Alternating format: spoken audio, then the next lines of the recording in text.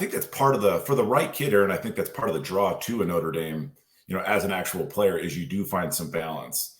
I can remember you're telling that story about your sophomore year, Coach Holtz kind of roughing you up. It's like, it's nice at times to be able to go back to your dorm and live with a regular student, to be able to just disconnect for a time. It's nice. You mentioned Coach Freeman, younger coaches being more in vogue, because that's really what's required. Is that from like just an energy perspective in terms of the recruiting piece? Is that what I think that's the driver there for sure. Is just, I mean, it is nonstop. I used to get a letter that somebody else typed up for Holtz, and he would sign maybe. Sure. Later learned that, his secretary was pretty good at his signature and would sign footballs and things.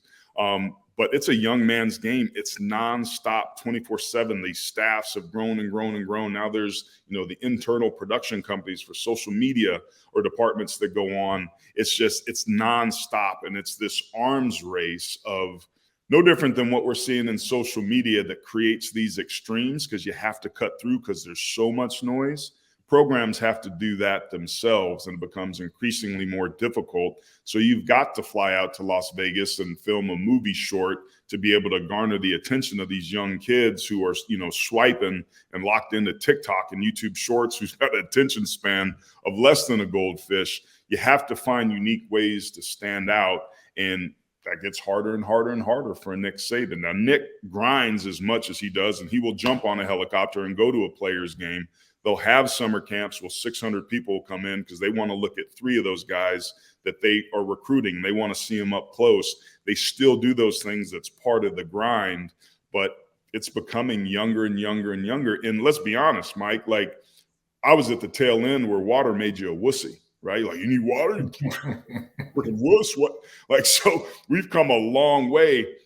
Holtz had a great quote. He talked about, in our era, it was about expectations and obligations. And he said, now kids want explanations about what it is they're doing. I completely butchered that quote, so don't blow me up on social media. I get it, though. Yeah, I get your gist. Yeah. But you get the gist of what he was saying. These kids ask why. Why are we doing this now? Why do we got to do this? Why we got to do that, instead of just running through the brick wall? So that takes a younger coach to kind of understand the mentality, because the world that these kids are growing up in looks nothing like the world you grew up in, and certainly not the world that I grew up in, definitely not the world that Harry Heastan grew up in, and on and on and on. So that's not for everybody, which is why a lot of guys are leaving college and going to the pro ranks, because it's just easier. You get paid more money to work less and make it more about football instead of kissing the ring of, 14 to 17-year-olds.